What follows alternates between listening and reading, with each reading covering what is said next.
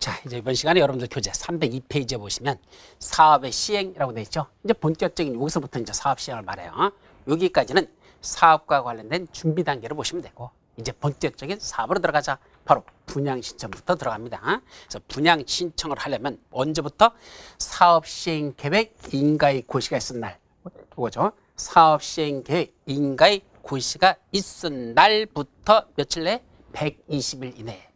옛날에는 60일이었었어요. 근데 60일이면 약 2달이잖아. 근데 2달이 아니라 4달로 4개월로 확 늘어나 버렸습니다. 이건 사업 시행자한테 유리해진 거고, 토지 등 수자에게 불리했다고 봐야 되겠죠. 시간이 자꾸 지연되는 거죠. 따라서 원칙적으로는 사업 시행 계획 인가의 고시가 있은 날로부터 120일 이내에 뭐 해야 됩니까? 토지 등 소유자에게 뭘 통지합니까? 그 밑에 박스 속에 있는 그 4가지 사항들. 첫 번째는 분양 대상자별 종전의 토지 또는 건축물의 명세 및 원칙적으로 사업 시행 계획 인가의 고시가 있은 날을 기준으로 한 가격. 다시 말하면 종전의 토지 건축물의 이 가격이 얼마짜리냐라는 이 가격은 어느 날 기준으로 해서 평가해야 된다? 이 가격은요, 시간이 흐름에 따라서 가격이 오를 수도 있고 떨어질 수 있어요. 그죠? 우리 재건축하는 저 대치동 음마아파트 보십시오. 가격이 올랐다가 떨어졌다 올랐다 떨어졌다 하잖아. 그러다 보니까 어느 날 기준으로 가격을 평가할 건지 날짜를 정해야 됩니다. 그 기준일을 기준으로 해서 가격을 평가하기 때문에 어느 날이 평가하는 기준이냐 대단히 중요한 거죠. 그 기준 평가일은 원칙이 언제다? 바로 요 사업 시행 계획 인가의 고시가 있은 날, 이 날이 가격을 평가하는 기준일이 된다는 것. 그래서 사업 시행 계획 인가의 고시일이 왜 중요하다? 그날 기준으로 종전의 토지 건축물의 가격을 평가한다 라는 얘기입니다. 그게 원칙이죠. 다만 사업 시행 계획 인가 전에 미리 건축물을 철거해야 되는 경우가 있어요. 그래서 우범지대와 가능성이 있거나 그래서 문제가 있다면 미리 철거할 수도 있는데, 이때 미리 철거하려면 시장군수한테 허가를 받고 철거하는데, 바로 그때는 미리 철거할 때는 시장군수에게 허가받는 날 있죠. 그날을 기준으로 한 가격을 뭐 한단다? 토지 등 소유자에게 그걸 통지하라는 얘기입니다. 또 분양 대상자별 분담금의 추산액. 이게 문제예요. 자, 종전의 토지 건축물의 가격은 얼마짜리입니다 라고 바로 120일 내에 토지 등 소유자에게 통지를 하라고 돼 있는데, 그때 뭐도 통지한다? 여기서 기존 건축물을 철거하고 새로 짓는다면 여러분들이 부담해야 될 게 대략 얼마 정도 부담해야 됩니다라고 그 분담금에 관한 대략적인 금액도 통지하라는 얘기입니다. 여기 추산액이라는 얘기를 조심하시기 바랍니다. 즉 얼마 부담할지 아직 가격은 정해진 건 아니고 대략 이 정도 부담할 겁니다 라는 것만 통지를 하는 것, 그걸 하라는 얘기입니다. 그 다음에 분양신청 기간. 분양신청은 언제부터 언제까지니까 그 기간 내에 하시기 바랍니다 라는 걸 토지 등 소유자에게 통지하고, 그 해당 지역에서 발간되는 일간신문에 그 사실을 공고해야 한다. 며칠 내에 사업 시행 계획 인가의 고시가 있은 날부터 120일 이내에 토지 등 소유자에게 통지하고 해당 지역에서 발간되는 일간신문에 공고하라 그런 얘기입니다. 근데 이때 사업 시행 계획 인가 이외에 시공자를 선정할 때는 시공자와 계약을 체결한 날부터 120일 이내입니다. 이건 어떤 경우죠? 바로 토지 등 소유자가 직접 사업을 시행할 때는 조합 설립 인가받는 날이 아니라 언제부터 시공자를 선정할 수 있죠? 바로 사업 시행 계획 인가의 고시가 있은 그 이후부터, 사업 시행 계획 인가를 받은 이후부터만 시공자를 선정할 수 있습니다. 누가 할 때만? 토지 등 소유자가 재개발 사업을 시행하자 할 때는, 그때는 사업 시행 계획 인가를 받은 이후부터 그때는 시공자를 선정하죠. 그럼 이때 시공자를 원래는 왜 필요한 거죠? 시공자가 선정이 돼야 그 시공자하고 공사비가 얼마나 들어갈 건지 그 협의를 해야 되거든요. 그래서 그때는 바로 시공자 계약을 체결한 그날부터 120일이지 이런 사업 시행 계획 인가의 고시가 있은 날부터 120일이 아닙니다. 그래서 시공자가 선정되면 그 사람하고 이 공사비가 얼마나 될 건지 협의가 이루어져야 되고, 그래야지 분담금이 얼마인지 이것도 계산할 수 있죠. 그래서 그로부터 120일 내에 토지 등 소유자에게 통지하고 일간신문에 공고하라. 다만 토지 등 소유자가 몇몇밖에 안 된다? 한 명이 사업에 시행하는 재개발 사업이라면 뭐 통지하고 자시할 건 없다. 이건 당연한 상식적인 얘기. 두 번째, 분양신청 기간은 그 통지한 날로부터 30일 이상 60일 이내가 원칙입니다. 이때 조심할 건, 자, 일단 뭐가 있었죠? 이거 사업 시행계획 인가고시가 있고 이로부터 며칠 내 120일 이내에 뭐 해야 된다? 그 계략적인 분담금 내역 등을 통지하라. 분양신청 기간을 통제하라 그랬습니다. 그럼 이렇게 통제하고 나서 그 다음에 뭐 한답니까? 그 통제한 날로부터 30일 이상 60일 이내, 그게 분양신청기간입니다. 통제한 날로부터 30일 이상 60일 이내, 이 기간이 분양신청기간을 한다는 것. 다만 관리처분계획 수립에 지장이 없다면 20일에 보면서 한 차례만 연장할 수는 있습니다. 그래서 20일 연장 가능, 이렇게 정리하시죠. 그런데 분양신청하는 방법 등이 나오는데, 그건 세 번째 줄에 보면 분양신청을 하려는 자는 분양신청서에 소유권의 내역을 분명하게 적고 그 소유의 토지 및 건축물에 관한 등기부등본 또는 환지 예정지 증명원을 첨부하여 사업시행자에게 제출하여야 한다. 이 경우 우편의 방법으로 분양신청을 할 때는 어떻게 된다? 그 분양신청 기간 내에 도달된 것임을 증명해야 됩니까? 발송된 것임을 증명해야 됩니까? 이때 발송된 것임을 증명할 수 있는 우편을 해야 된다는 것. 거기까지도 기억해 두셔야 됩니다. 그건 발송주의지 도달주의가 아니다. 자, 옆 페이지 재개발 사업에서의 비용 부담에 따른 추가 분양하고 되어 있죠. 이건 재개발 사업에서만 있는 것이고 주택은 제외됩니다. 주택은 추가 분양하는 거 안 됩니다. 왜요? 주택은 언제든지 재개발이든 재건축에서는 투기 목적으로 이용되거든요. 그래서 이건 빼고 상가나 사무실이나 공장 같은 거, 이것만 재개발 사업에서 뭐 할 수 있다? 추가 분양받을 수가 있습니다. 그럼 자기가 원래 종전의 토지 건축물의 가격에 평가해가지고 그거에 맞는 상가나 사무실이나 공장을 받는 게 원칙인데, 비용을 추가적으로 공사비를 더 낸다면 그때는 원래 받아야 되는 규모보다도 더 크게 받을 수 있다라 얘기입니다. 이걸 추가 분양이라고 표현하죠. 그럼 원칙적으로는 사업시행계획 인가의 고시에 쓴 날을 기준으로 한 가격의 10%에 상당하는 금액을 사업시행자에 먼저 납입을 해야 됩니다. 그러니까 10% 우리가 보는 계약금 개념이죠. 그거 더 내라는 얘기입니다. 걸어놓고 나중에 다시 뭐 한다? 추가적인 비용은 나중에 내라는 얘기입니다. 자, 그런데 10%만 먼저 내놓고 나중에 추가 비용을 안 냈습니다. 그럼 뭐죠? 그 10%에 해당하는 분량만큼만 조금 더 증가시켜서 그거에 해당하는 것만큼은 다시 더 증가된 추가 분양을 할 수 있다. 이런 얘기죠. 근데 주택은 된다, 안 된다? 안 된다라는 걸 조심하시기 바랍니다. 자, 4번 사업시행계획 인가의 변경에 따른 재분양 공고. 자, 분양 공고를 냈다가 사업시행계획이 바뀌어버리면 뭐한다? 그 바뀐 내용대로 다시 재분양을 하라는 얘기입니다. 재분양 공고를 하라는 얘기입니다. 왜냐하면 사람들은 사업시행계획 인가난 거 공고된 거 봤더니 마음에 안 들어. 그래서 분양신청 안 했었어. 근데 계획이 바뀌었어요. 그럼 그때 분양 또 하고 싶겠죠. 분양신청 하고 싶겠죠. 따라서 사업시행계획 인가 변경에 따라서 뭐 할 수 있다? 재분양 공고를 따로 할 수 있다는 거, 그런 내용들이 나와 있습니다. 자, 그 다음에 5번 투기과열지구에서 재분양 신청 제한. 이것도 대단히 중요한 내용입니다. 어디에서만? 투기과열지구 안에서 뭘 받았습니까? 관리처분계에 따라 조합원 분양분과 일반 분양분의 분양 대상자 및 그 세대에 속한 자들은 두 가지야. 조합원 분양부로 받은 바람, 일반 분양으로 받은 사람, 그때 그 세대원까지 다 포함시켜서 이 사람들은 분양 대상자 선정일로부터 5년 이내. 다만 조합원들에 관해서는 그때 조합원 분양분에 대해서는 최초 관리처분계획 인가일, 그날이 분양받은 거로 보거든요. 그날부터 5년 이내는 투기과열지구 안에서는 더 이상 분양신청을 할 수 없습니다. 쉽게 말하면 투기과열지구에서 분양받았으면 5년 이내에는 다시 투기과열지구에서는 분양신청을 할 수 없다. 투기과열지구에서만 안 되는 겁니다. 다만 어떤 경우는 그래도 받을 수 있죠. 상속이나 이혼이나 결혼으로 인하여 조합원 자격을 취득한 자는 그래도 분양신청을 할 수 있습니다. 또 분양신청을 하지 아니한 자에 대한 조치라고 되어 있죠. 그래서 사업시행자는 관리처분계획이 인가 고시된 다음 날부터 90일 이내. 그리고 이제 어디까지 넘었어? 요거 관리처분계획 인가 고시가 된 다음 날부터 90일 이내에 어떤 사람들에게, 다음 같은 사람들에게는 그 사람들의 토지 건축물 또는 그 밖의 권리의 손실보상에 관한 협의를 하여야 합니다. 그때까지 끝내라는 얘기입니다. 어떤 사람들에게는 손실보상을 하랍니까? 다음 페이지 1번 분양신청을 하지 아니한 사람들. 그럼 분양신청 안 했어요. 그럼 뭐라는 얘기야? 예, 손실보상 주고 보내라는 얘기입니다. 떠나보내라는 얘기입니다. 언제까지? 관리처분계획 인가의 고시가 쓴 날에 다음 날부터 며칠 내?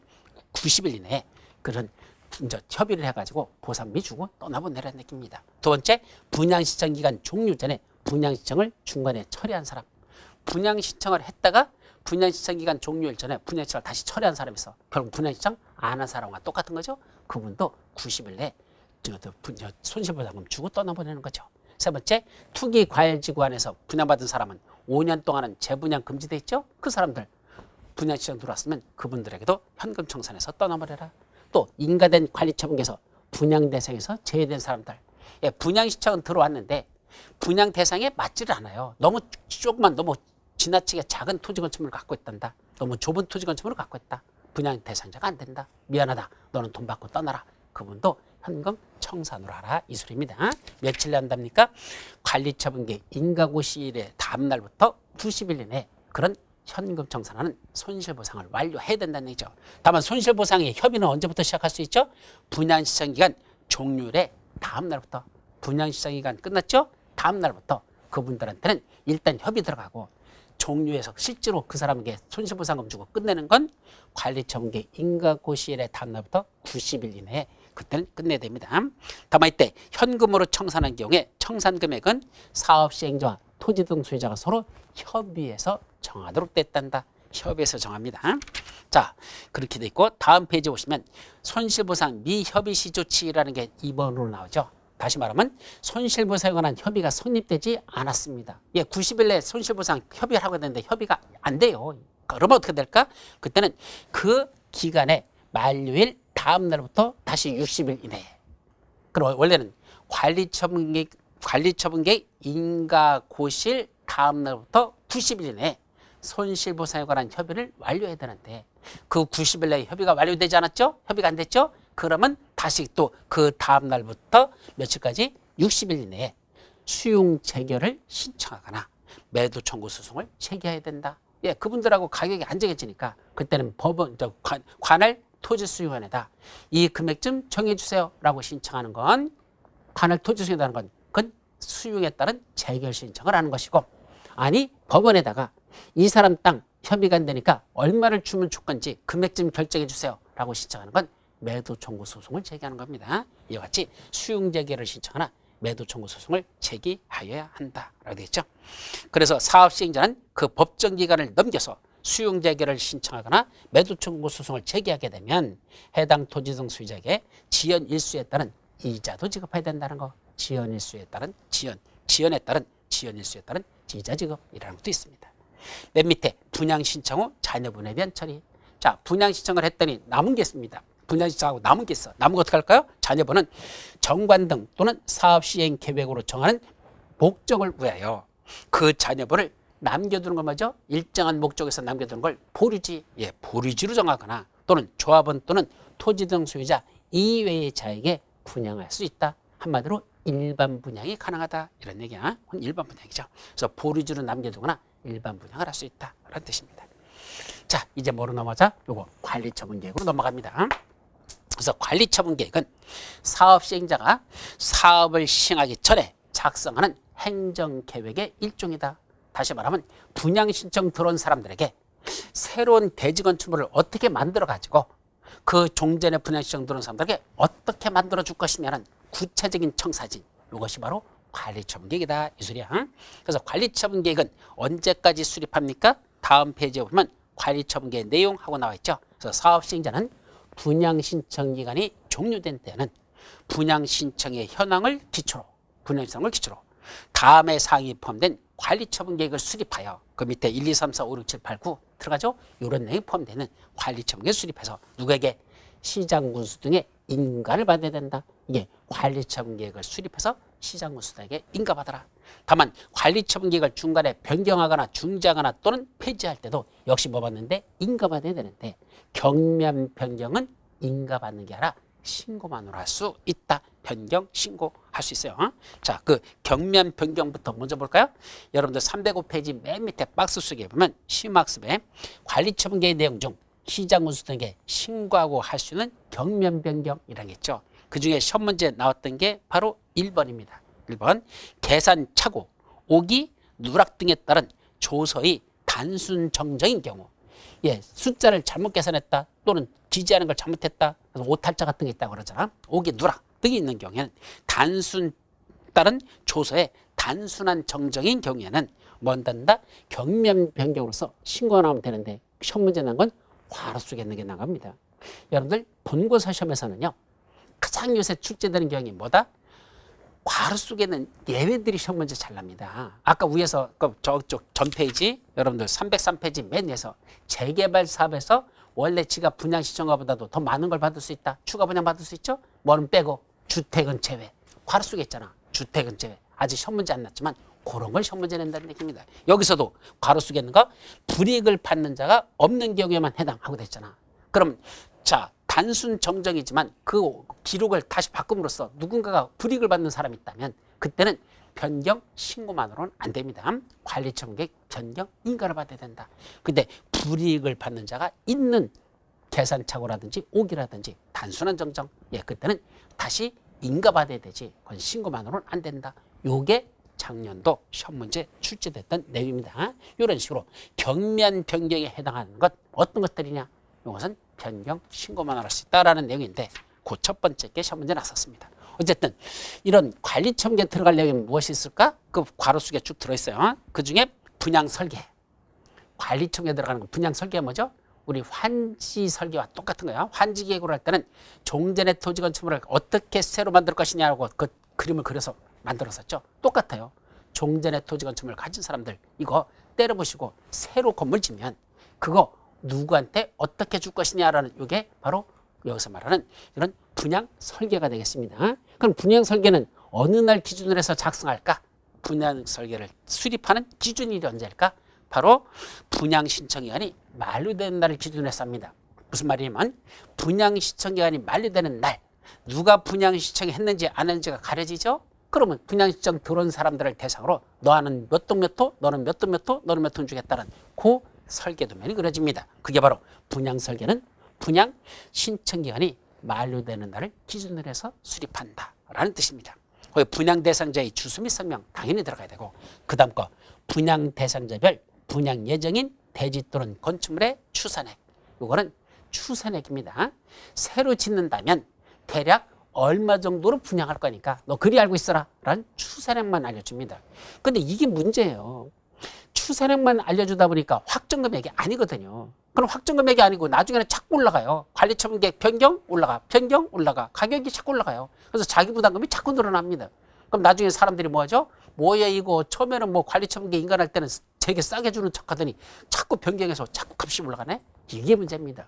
이때쯤 되면요. 가격을 확정시켜야 돼요. 종전의 토지 건축물은 얼마짜리고 새로 분양받는 건 얼마짜리니까 너 이거 받을래 말래? 이거 확정시켜야죠. 근데 그게 추산액으로 해가지고 자꾸 금액을 더 올린다는 건 이거는 대단히 잘못된 건데 현재 현실이 그렇습니다. 물건을 팔면서 어떻게 팔죠? 자 지금 자 바나나 하나 팔아. 자 보세요. 이거 지금 2,000원입니다. 근데 당신이 가져가서 일단 먹으셔. 그러면 2,000원이 될지 3,000원이 될지 4,000원이 될지는 나중에 또 가격이 새로 올라갈 수도 있어.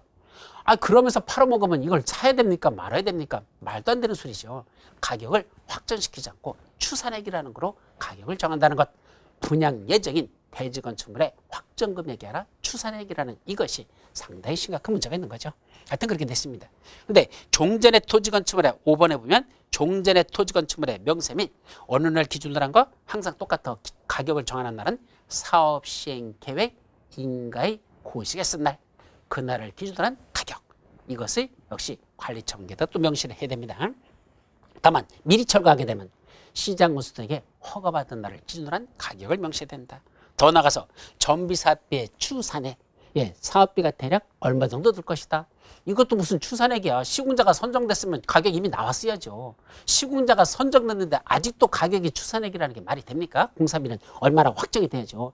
우리 집 저 주는데 얼마 정도 들어요? 했더니 2억이면 짓겠대. 근데 그게 뭐래? 추산액이래. 접어야지 알겠대. 2억이 될지 2억 5천이 될지 3억이 될지. 그런 건설업자한테 내가 왜 공사를 맡깁니까? 말이 안 되는 소리죠. 가격을 정해놓고 이 가격 내에서 지가 이익이 나면 지가 하는 거고 손해보면 지가 손해보는 거지. 왜 그걸 추산액이라고 해놓고 자꾸 나중에 끌어올리느냐고요. 이런 게 문제가 돼요. 사업의 가장 문제점이 이런 것들입니다. 어쨌든 그런 그 정비사업비의 추산액도 들어가고 그에 따른 조합원 분담 규모 및 분담 시기. 조합원들은 각각 얼마 정도 내야 되고 언제 내야 된다. 조합원들이 돈을 준비해야 될 기간이 필요하죠. 그래서 분담 규모, 분담 시기도 관리 청구에 들어갑니다. 또 분양 대상자의 종전 토지 또는 건축물에 관한 소유권 외의 권리 명세. 예, 그 종전의 토지 소유자, 토지 건축물에 소유권만 있습니까? 그 사람이 은행에서 담보대출 받았으면 저당권도 설정돼 있겠죠. 거기다 다른 사람한테 빌려줬으면 거기 예를 들면 임차권 같은 것도 설정됐을 것이고, 이와 같이 소유권 외의 권리 명세도 관리 청구에 명시됩니다.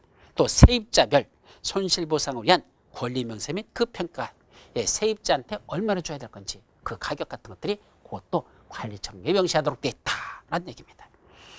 자, 이제 다음 페이지 넘어가 보시면 관리처분계획 수립 기준이라는 게 나오죠. 그래서 관리처분계획은 내용은 다음의 기준에 따른다. 예, 관리처분계획 수립할 때 사업 시행자 마음대로 수립하는 거 아니에요. 이 기준에 맞도록 수립하라 이 소리입니다. 원칙은 종전의 토지 또는 건축물의 면적, 이용 상황, 환경, 그 밖의 사항을 종합적으로 고려하여 대지 또는 건축물이 균형 있게 분양 신청자에게 배분되고 합리적으로 이용되도록 한다. 이게 대원칙입니다. 따라서 원칙적으로 관리처분계획 수립할 때 고려해야 될 요소는 뭐다? 종전의 토지 또는 건축물의 면적은 얼마나 되고 이용 상황은 무엇으로 쓰겠고 이것도 환경, 주변 환경은 어떻느냐, 이것들을 종합적으로 고려해서 결정하라. 그런 얘기입니다. 그 밖의 사항을 종합적으로 고려하죠. 자, 따라서 위, 면, 이, 환 세 가지는 반드시 들어갑니다. 근데 여기에 뭐 들어있지 않다? 위치는 반드시 고려할 사항에 포함되어 있지 않습니다. 면적, 이용 상황, 환경은 반드시 고려하지만 뭐는 들어있지 않다? 위치는 반드시 고려할 사항에 들어있지 않습니다. 그래서 아까 제가 말씀드렸잖아요. 여기 재건축하는데 여기 있던 사람이 원래 이쪽 한강변이 내려다보는 조망권을 갖고 있던 이 위치니까 나중에 다시 줄 때는 여기만 준다? 원래 있던 위치에다 준다? 아니란 얘기입니다. 그냥 그 뽑게 해가지고 저 뒤로 떨어질 수도 있다 그랬잖아. 위치는 고려사항이 아닙니다. 근데 우리 뭐는 고려사항이 있었죠? 환지계획. 환지 방식으로 도시개발법에서 환지 방식 할 때는 원칙은 무슨 자리 환지라 그랬죠? 제자리 환지. 자기가 있던 자리를 환지로 주는 게 원칙인데 거기를 줄 수 없으면 할 수 없이 다른 자리를 준다? 다른 자리 환지는 예외다 그랬었잖아. 그래서 거기는 위지면 토수 이환, 위치, 지목, 면적, 토질, 수리, 이용사항, 환경, 그 밖의 사항을 종합적으로 고려한다. 그래서 거기는 7가지를 반드시 고려하는데 여기는 3가지만 반드시 고려하는 게 관리처분계획이라는 거, 이런 차이점을 구분해서 보라는 얘기입니다. 자, 그런데 합리적 이용을 위한 조정에 들어갑니다. 우리 환지 방식으로 할 때도 증환지, 감환지, 그 다음에 환지를 정하지 않는 환지 부지정, 이런 것들이 있었죠. 여기도 마찬가지입니다. 첫째는 뭐 있죠? 증환권, 감환권. 증환지, 감환지라고 하지 않고 증환권, 감환권이라고 했죠. 무슨 말이죠? 바꿔주는 권리를 늘려주거나 바꿔주는 권리를 줄여주겠다. 이게 증환권, 감환권입니다. 환지가 아니고 이건 환권이라 말했습니다. 권리를 갖다가 늘려주거나 줄여주겠다 이 뜻입니다. 그래서 지나치게 좁거나 넓은 토지 또는 건축물은 넓히거나 좁혀 대지 또는 건축물이 적정 규모가 되도록 한다. 예, 종전의 토지 건축물을 갖고 있었는데 지나치게 컸었어요. 그럼 줄여가지고 주겠다. 이게 감환권입니다. 종전 게 조금 작았어. 그래서 약간 늘려서 줄 수밖에 없어. 증환권, 이렇게 할 수 있다는 얘기입니다. 반면에 두 번째, 너무 좁은 토지 또는 건축물이나 정비구역 지정 후 분할된 토지를 취득한 자에게는 현금으로 청산할 수 있다. 이건 무슨 말이죠? 2가지. 너무 좁은 토지 건축물, 이건 지나치게 작은 토지 건축물을 갖고 있었다는 얘기입니다. 그분에게 새로 줄 만한 대지 건축물이 있다 없다? 규격 사이즈에 맞는 게 없습니다. 이 사람 뭔다? 현금 청산이란다. 바로 환지 부지정과 똑같은 논리입니다. 그런데 위에 거 늘려주는 건 뭐죠? 지나치게 좁은 토지 건축물은 더 넓혀준다 그랬습니다. 그럼 지나치게 좁은 토지 건축물하고 너무 좁은 토지 건축물하고 어떤 게 더 작은 거예요? 제가 그걸 가만히 보십시오. 지나치게 좁은 토지. 두 번째, 너무 좁은 토지. 이렇게 정리해보죠. 그럼 지나치게 좁은 토지는 늘려준답니다. 증환권 넓혀줍니다. 반면에 너무 좁은 토지는 안 준답니다. 현금 청산한답니다. 그럼 어떤 게 더 작은가요? 밑에 거죠. 증환권 해준다는 건, 늘려준다는 건 원래 사이즈보다도 조금 작다는 얘기입니다. 그러니까 그건 늘려서 증환권으로 해서 그건 이제 주겠다는 얘기고, 반면에 밑에 건 너무 좁은 토지는 너무 작기 때문에 그거는 안 되겠대. 너는 돈 받고 떠나라. 현금 청산을 하겠다는 얘기입니다.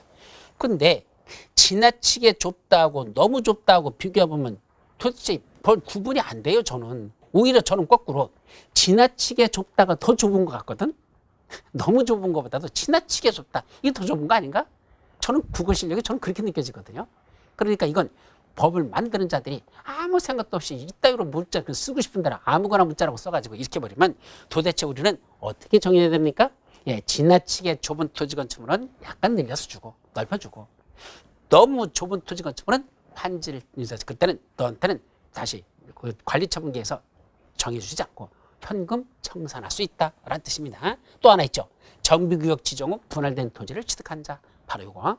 정비구역이 지정된 이후에 그 안에서 한 필지를 5필지로 분할해버렸습니다. 그리고 4필지를 사람들한테 팔아버립니다. 한 필지는 지가 갖고 나중에 분양받까. 그래서 이 쪼개진 걸 팔면서 뭐라죠? 여러분들 이거 사고 가지고 계시면 나중에 분양권 한 장 떨어져요. 그럼 분양권 한 장 풀이면 1억 떨어지니까 1억 벌 수 있어요. 라고 꼬셔가지고 그 4개를 팔았습니다.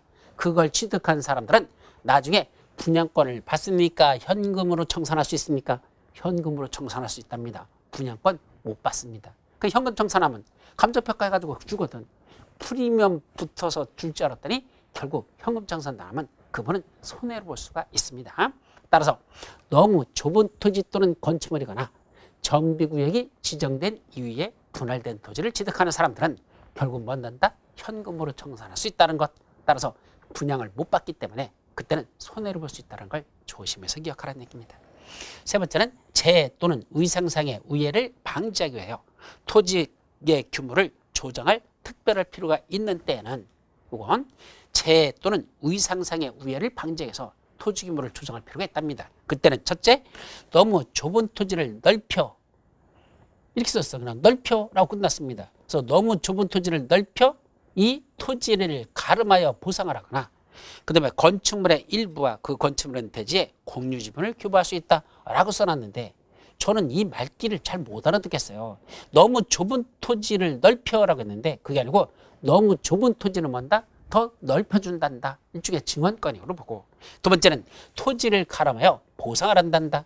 너무 좁은 토지를 넓혀 토지를 가름하여 보상한다. 이렇게 말을 만들어버리면 아무런 말이 안 돼버려요. 그래서 종전했던 내용을 고친 건데 개정하면서 말이 안 되게끔 개정해버렸어. 그래서 종전했던 내용을 더듬어서 본다면 거기 저자 소견해가지고 넓히거나의 오타로 추정한다라고 내가 써놨잖아.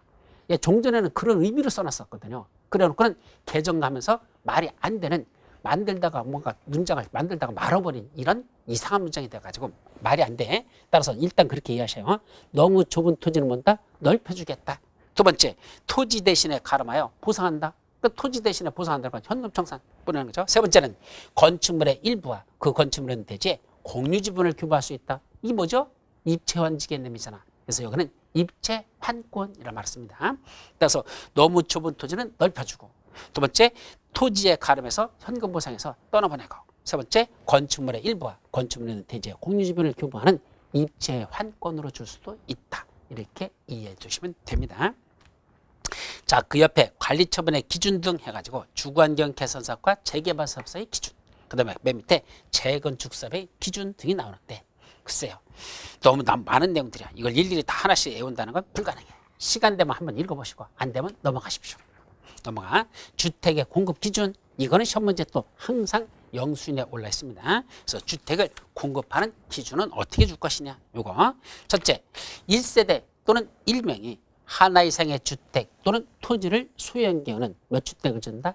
1주택만 공급하는 게 원칙입니다. 자, 1세대 또는 1명이 하나 이상의 주택 또는 하나 이상의 토지를 소유하고 있다면 그럴 때는 몇 주택만 준다? 한 사람이 여러 개를 갖고 있어도 몇 주택 준다? 1주택만 준다. 이렇게 이해하시면 되죠. 반면에 같은 세대에 속하지 아니하는 2명 이상이 1주택 또는 1토지를 공유한 경우에는 이건 쉽게 말하면 여러 명이 하나의 주택이나 하나의 토지를 같이 공동 소유하고 있다면 이때는 몇 주택이다? 그때도 1주택입니다. 그래서 결론으로 얘기하면 한 사람의 여러 개를 갖고 있어도 1주택, 여러 사람이 하나를 공유하고 있어도 1주택만 준다. 이게 대원칙이죠. 근데 예외가 나오죠. 첫째, 2명 이상이 일토지를 공유한 경우로서 두 사람 이상이 한 토지를 공유했는데 시도조례로 주택 공급을 따로 정하고 있는 경우는 시도조례로 정하는 바에 따라 주택을 공급할 수 있다. 그런 사람에게 시도조례에서 따로 공급 방법이 있으면 조례로 정한 대로 공급하면 된다. 이 얘기고요. 두 번째로서는 소유한 주택수만큼 공급할 수 있다. 이게 중요한 거죠. 시험 문제 항상 영순위. 다음 같은 경우에는 소유한 주택수만큼 다 주겠답니다. 어떤 경우죠? 수도권, 과밀업자권에게 의치하지 아니하는 재건축 사업. 자, 이건 이제 그림으로 보셔야 돼요. 자, 우리 수도권 하면 수도권은 3개 권역으로 나누는데 그 중에 여기 무슨 권역이죠? 여기서부터 이렇게 해서 여기까지가 과밀억제 권역이야. 수도권 과밀억제 권역에 의치하지 않는다. 그랬으니까 이쪽 바깥쪽이죠. 그럼 이런 쪽 수도권 과밀억제 의치하지 않는 여기서 무슨 사업이 시행할 때만 여기 재건축 사업이 시행하고 여기에 재개발 사업이 시행된다면 이때는 무슨 사업을 시행하는 지역에서만 여기 재건축 사업을 시행하는 이 지역에서만은 1주택입니까? 아니요. 여기는 소유한 주택수만큼 공급할 수 있다. 예, 소유한 주택수만큼 다 준대. 세 채가 갖고 있으면 세 채, 다섯 채가 갖고 있으면 다섯 채, 10채가 갖고 있으면 10채를 다 주겠다. 이게 수도권 과밀억제권에게 의치하지 아니하는 그 밖에 쪽에서 무슨 사업을 시행할 때만 재건축 사업을 시행하는 지역에서만은 소유한 주택수만큼 다 주겠다라는 말이 첫 번째 중요한 겁니다. 근데 과밀억제권에게 의치한 재건축 사업의 경우라고 되어 있습니다. 그럼 이때 과밀억제권역 이 안에서 무슨 사업이 시행한다? 여기서도 재건축 사업이 시행한다면 여기는 몇 주택을 줄까요? 이 재건축은 이때는 소유한 주택수의 범위 내에서 전제 조건이야. 소유한 주택수가 몇 채냐라는 범위 내에서 최대 몇 채가 있나? 3주택 이하로 한정해서 공급할 수 있습니다. 이때 3주택 이하로 한정해서 공급할 수 있다. 그러니까 최대 3채까지 주겠다는 얘기입니다. 만약에 수도권 과밀억제권에서 재건축안에서 5채를 갖고 있었으면 몇 채 주겠다는 거야? 3주택 주겠다는 얘기야. 그럼 2채 갖고 있으면 3채 주는 거 아닙니다. 2채만 주겠답니다. 소유한 주택 수 범위 안에서 그게 최대 3주택까지 주겠다라는 뜻이니까 그렇게 돼 있죠. 자, 그게 다만 주택법에 따라 지정된 투기과열지구 조정대상지역 두 군데. 무슨 지역? 투기역이야. 여기에 뭐가 있죠? 투기과열지구가 지정됐대요. 그다음에 여기는 뭐죠? 조정대상지역이래. 그래서 투기과열지구나 이런 조정대상지역에서는 그때는 3주택을 줄까? 아니요. 요 안에서는 몇 주택이다? 오직 1주택만 공급한다라는 거. 그때는 1주택만 공급한다는 걸 조심하시기 바랍니다. 그래서 수도권 과밀억제권이든 아니든 하여튼 여기도 마찬가지야. 투기과열지구란다. 그 다음에 조정대상지역이란다. 그러면 이런 투기과열지구는 항상 몇 주택이다? 1주택밖에 안 줍니다. 그거는 지역을 묻지 않고 무조건 1주택이다 라는 거로 여러분들이 정리해 주시면 됩니다. 자, 두 번째로서는 언제 소유한 주택수만 다 주죠? 근로자 숙소나 또는 기숙사 용도로 주택을 소유하고 있는 사람들, 근로자 숙소로서 또는 기숙사 용도로 갖고 있다면 그분들에겐 소유한 주택수만큼 다 준다라는 걸 조심하시죠. 또 국가나 지방자치단체 및 토지주택공사 등이 주택을 소유하고 있을 때 이자들은 투기 목적으로 볼 수 없는 공공기관이니까 소유한 주택수만큼 다 드린다라고 이해하시기 바랍니다. 그 밖에 거기 공공기관 지방 이전 시책 등에 따라 이전하는 공공기관이 소유한 주택을 양수한 자. 자, 예를 들면 저 분당에 있던 한국토지주택공사 본사가 거기 있었죠. 진주로 다 내려갔나 그랬잖아. 그러면 한국토지주택공사가 거기 주택을 갖고 있던 걸 한 사람이 5채를 분양받았습니다. 그래서 5채를 공급받았죠. 그 사람이 거기를 다시 재개발, 재건축이 이루어지면서 그때 그 5채 갖고 있는 사람은 몇 주택 준다? 5채 다 주겠다는 얘기입니다. 그게 바로 공공기관, 지방, 이전 시책 등에 따라 이전하는 공공기관이 소유하고 있던 주택을 양수받은 사람은 3채를 받았으면 3채 다 주고 5채를 받은 사람은 5채를 더해서 다 주겠다라는 뜻이죠. 또 답은 사업시행계획 인가구식에 쓴다를 기준으로 한 가격의 범위 또는 종전주택의 주거전용 면적의 범위 내에서 몇 주택을 준답니까? 2주택을 공급받을 수가 있답니다. 그래서 원칙은 몇 주택인데? 원칙은 1주택인데 2주택도 받을 수 있다는 얘기입니다. 어떤 조건 하에서? 첫째, 사업시행계획 인가의 고시에 쓴 날. 항상 가격평가는 사업시행계획 인가의 고시에 쓴 날을 기준으로 해. 그날 기준으로 가격을 평가했어. 그랬더니 이 정비구역 안에 있는 그 평가한 가격이 얼마나 한다? 그게 10억으로 나왔다는 겁니다. 그럼 10억의 범위 내에서 몇 주택을 받을 수 있다? 2주택을 받을 수 있다. 이 소리입니다. 아니면 종전에 있던 주거전입 면적이 얼마 된다? 그게 150제곱미터랍니다. 그럼 그 주거전입 면적 150제곱미터 범위 내에서 2주택을 받을 수 있대. 그럼 하나는 예를 들면 100제곱미터 받고 하나는 40제곱미터 받고 하나 50제곱미터 받고 이러면 150제곱미터 범위에 들어가죠. 같이 종전에 있던 가격의 범위 또는 주거전입 면적의 범위 내에서 몇 주택을 받을 수 있다? 2주택을 공급받을 수 있는데 그중에 1주택의 조건은 60제곱미터 이하 되는 규모여야 된다. 주거전입 면적 60제곱미터 이하짜리 소형주택 1주택이고 또 이 소형주택은 일정 기간 동안 전매 제한을 받습니다. 상속을 제외한 전매 제한은 몇든 그때는 3년 지나기 전에는 전매할 수 없다라는 거. 3년간 전매 제한을 받는다라는 것도 기억해 두시죠.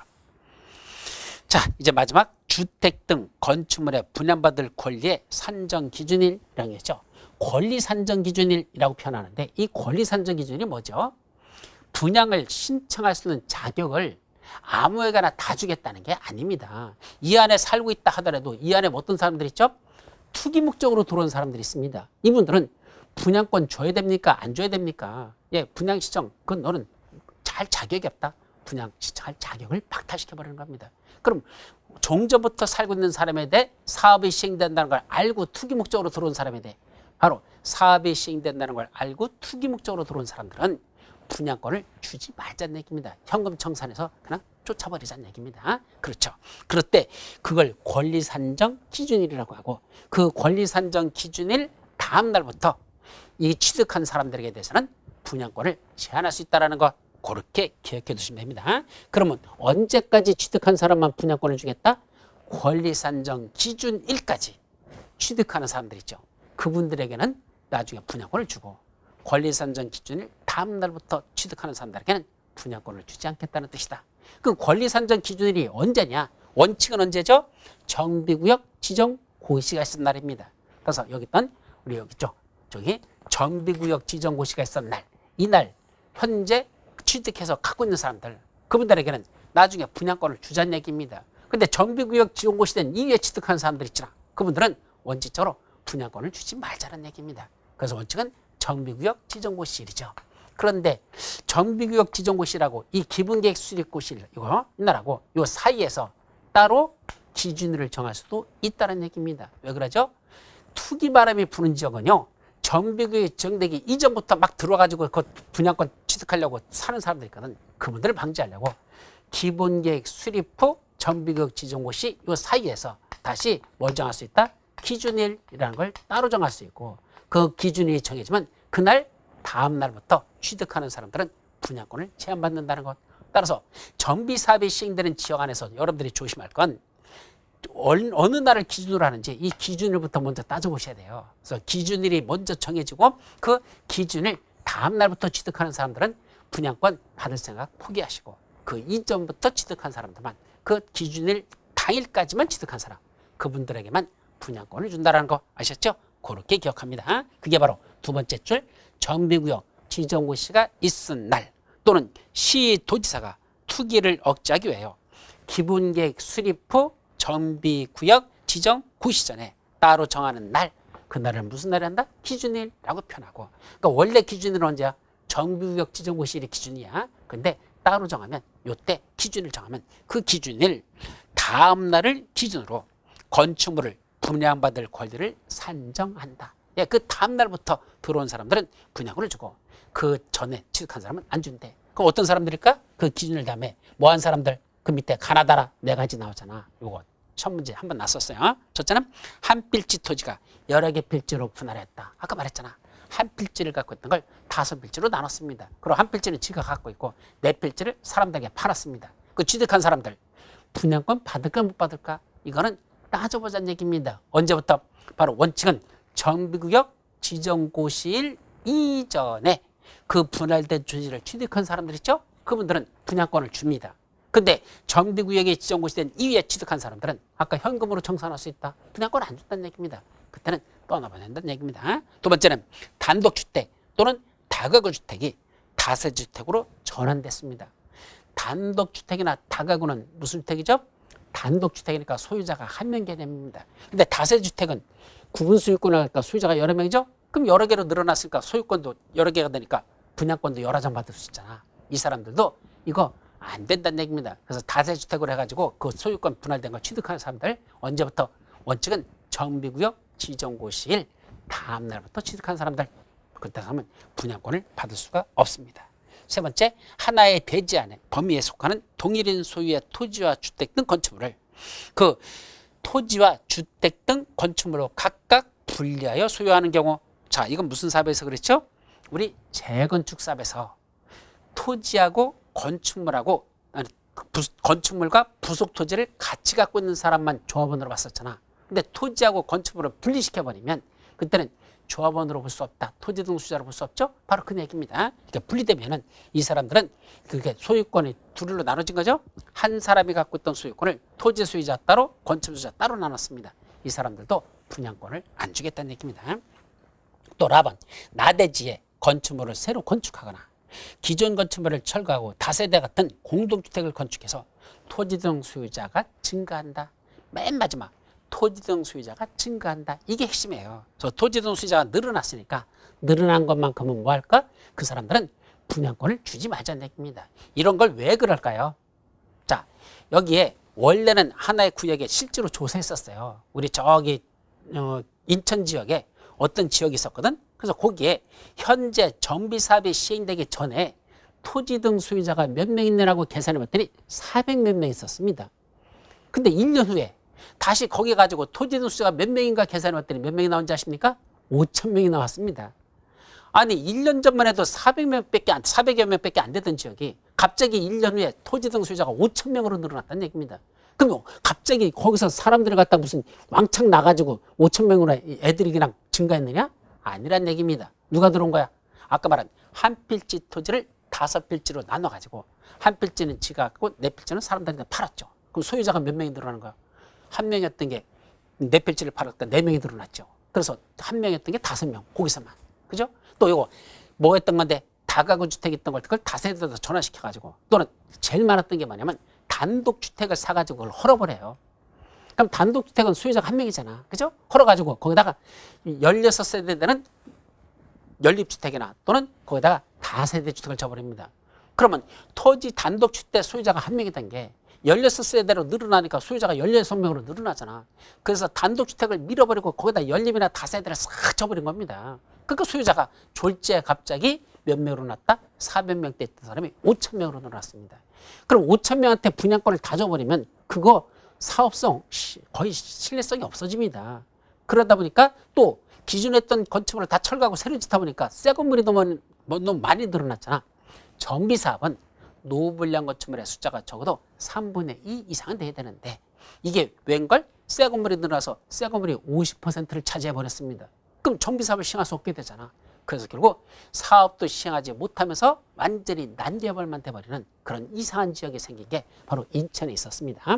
이와 같이 소유자가 한 명이었는데 여러 명으로 늘어난 데서 그 사람들을 다 분양권을 줘버리면 사업 시행에 이게 결 수익성이 별로 효율성이 없기 때문에 그런 사람들은 현금 청산에서 떠나보내고 원래 들어왔던 사람들에게만 분양권을 주자라는 취지가 바로 이거랑 관련된다는 것, 그렇게 기억하시기 바랍니다. 맨 밑에 나오는 6번 재산 또는 권리를 평가하는 방법이 거기 쭉 나와 있는데 이 평가 방법이 동그라미 1번에 있는 건 한 번 시험 문제 난 적은 있었어요. 1번이. 근데 글쎄 평가 방법이 중요할 것 같은데 시험 문제 거의 나지 않습니다. 그래서 이건 일단은 생략하고 넘어가자. 거기까지. 그 다음에 관리처분계획 공람 및 인가 절차부터 나오는데 우리 잠시 쉬었다가 마지막 시간으로 들어갑니다. 쉬었다 가시죠.